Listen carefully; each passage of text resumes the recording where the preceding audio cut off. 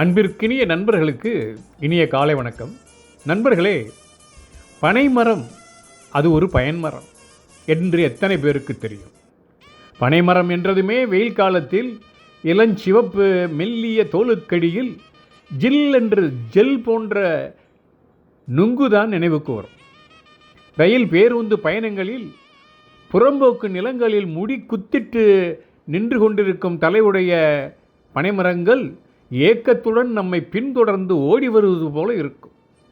மனித சஞ்சாரமற்ற இடங்களில் வளரும் பனைமரம் ஏழை மக்களின் கற்பக விருட்சம்.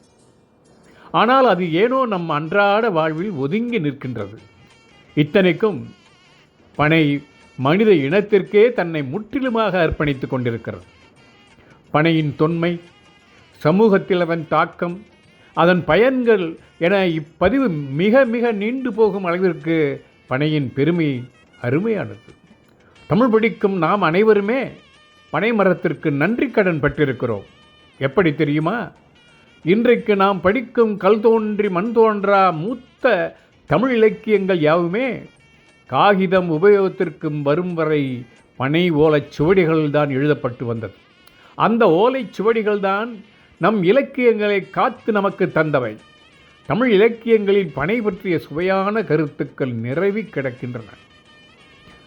சங்க இலக்கியத்தில் ஒருதலை காதல் வயப்பட்டு மடல் ஏறுவோர் பனைமரை மட்டையின் இரண்டு பக்கங்களையும் கூரிய முள் போன்ற பாகங்களை கொண்டிருப்பதில் குதிரை போன்ற உருவத்தை செய்து அதன் மேல் காதல் கொண்ட தலைவன், அதாவது காதல் நிறைவேறாத தலைவன் ஏறி அமர்ந்திருப்பானாம். இதன் கீழ் உருளை பொருத்தப்பட்டிருக்கும். இதில் கயிற்றை கட்டி இழுத்துச் செல்வதை மடல் என்பர். இது மேல் தலைவன் ஏறுவது மடல் ஏறுதல் என்பதாகும். இதை செய்தால் தலைவன் படும் துன்பம் தலைவிக்கு தெரிய வருமாம், குடும்பத்திற்கு தெரிய வருமாம். திருமண ஏற்பாடுகளை செய்வார்களாம். அதேபோல் புராண காலங்களிலே பலராமன், வீடுமன் ஆகியோர் பனைக்கொடியைத்தான் அவர்களை கொடியாக கொண்டிருந்தார்களாம். பனையின் பயன் அளவின் பெருக்கத்தை குறிக்கும் சொல்லாகத்தான் திருவள்ளுவர் அழகான ஒரு குறளில் பயன்படுத்தியிருக்கிறார். தினைத்துணை நன்றி செய்யினும் பனைத்துணையா கொள்வர் பயன் தெரிவார். அதாவது செய்யப்பட்ட உதவி சிறிதாக இருந்தாலும் அதன் பயனை உணர்ந்தவர் அதனை பனைமரம் போல மிகுந்த பயன் தருவதாக கருதுவார் என்கிறார். எப்படி சொல்கிறார் பாருங்கள் பனையின் பயனை பற்றி. திருமழிசை ஆழ்வார் திருச்சந்த விருத்த பாடலிலே கரண்ட மாடு பொய்கையுள் கரும்பனை பெரும்பழம் புரண்டு விழ வாழை பாய் குறுங்குடி நெடுந்த காய் திரண்ட தோள் இரணியன் சினங்குள் ஆகம் ஒன்றையும் இரண்டு கூறு செய்து உகந்த சிங்கம் என்பது உன்னையே என்கிறார். நீர் காக்கைகள் உலாவும் பொய்கையில் கரிய பனம்பழங்கள் விழவும் வாழை மீன்கள் அவற்றை நீர் காக்கையாக கருதி விழுங்க பாயுமாம். திருக்கருங்குடியில் எழுந்த விரியோனே ஆளறியாய் தோன்றிய இரணியனை இரு கூறாக்கியது நீதானே என்கிறார். நம்மாழ்வார் திருவாய்மொழியில் சொல்கிறார், பனைத்தால் மதகளிறு அட்டவன் பாதம் பணிமினோ என்று சொல்கிறார். பனைமரம் போன்ற கால்களை உடைய மதம் பொருந்திய யானையை கொன்ற கண்ணன் திருவடிகளை வணங்குங்கள் என்கிறார். அதேபோல் திருமங்கையாழ்வார் பெரிய திருமொழியில் ஏடு ஒத்து ஏந்தும் நீள் இளைவேல் எங்கள் ராவணனார் ஓடிப்போனார் இங்கு, அதாவது இங்கு ஏடு பனை ஓலையை குறிக்கிறது.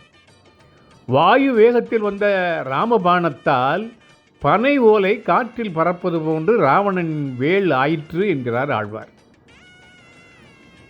கல்வெட்டுகளில் கூட, அதாவது தொல்காப்பியம், சங்க இலக்கியம் ஆகியவற்றில் உள்ள பனை பற்றிய குறிப்புகள் தமிழகத்தில் அதன் தொன்மையை சுட்டுவதாகும். பாணிதம் என்பது பதநீரின் பாகை கிமு முதல் நூற்றாண்டில் வாணிப பொருளாகவே இருந்ததாம். பாணித வாணிகன் நெடுமலன் என்று சமண முனிவர்களுக்கு கற்படுக்கை அமைத்து கொடுத்த கல்வெட்டு செய்திகள் தமிழகத்தின் பனையின் தொன்மையை குறித்து சான்று பகர்கிறது. சோழர் காலத்திலே ஊரின் எல்லையில் தென்னையும் பனையும் வளர்க்க உரிமை அளித்திருக்கிறார்கள். நாடுகள் கூற்றங்கள் என்ற பிரிவில் பனையூர் நாடு என்று குறிப்பிடப்பட்டிருக்கிறது. தொல்காப்பிய மரபியல் விளக்கத்தில் உரையாசிரியான பேராசிரியர் சொல்வார், பனையும் தெங்கும் கமுகும் புல் எனப்படும், இலுப்பையும் புளியும் ஆச்சாவும் முதலியன மரமெனப்படும் என்பதை சொல்லி புல் என்ற வகைப்பாட்டிற்குள் பனைமரத்தை அடக்கியிருக்கிறார்கள். கள் இறக்குவதற்கும் பனை ஏறும் ஏணிக்கும் ஓலை எழுதுவோருக்கும் மன்னர்கள் காலத்தில் வரி வசூலிக்கப்பட்டிருப்பது என்பது ஒரு சுவையான செய்தி. கட்டுமானங்களில் காய்ச்சிய பதநீர், சுண்ணாம்பு, சாந்துடன், லைம் வாட்டர் சேர்த்து கட்டப்பட்ட அரண்கள் வலிமையாக திகழ்ந்ததை அறிய முடிகிறது. காக்கை உட்கார பனம்பழம் விழுந்த கதை பனம்பழம் பற்றி அறியாதவர் கூட பயன்படுத்தும் ஒரு பழமையான தொடர். பனை இத்தனை பின்புலம் கொண்டது. சமூக வழக்கில் பனையின் தாக்கம் என்ன என்பதை அடுத்த பகுதியில் மேலும் காண்போம் என்று கூறி இந்த பகுதியை இத்துடன் நிறைவு செய்கிறேன்.